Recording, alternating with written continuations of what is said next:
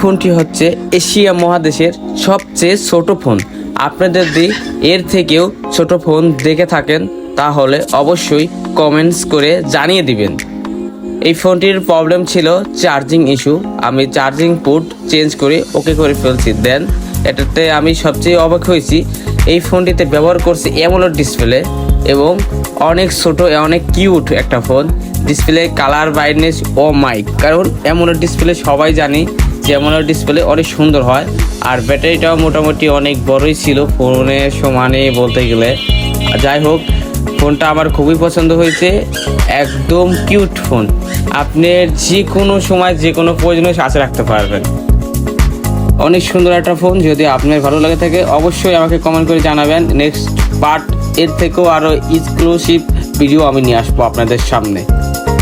যারা আমার ভিডিও দেখে ভালো লাগছে অবশ্যই লাইক সাবস্ক্রাইব করে পাশে থাকবেন, বেল বাটন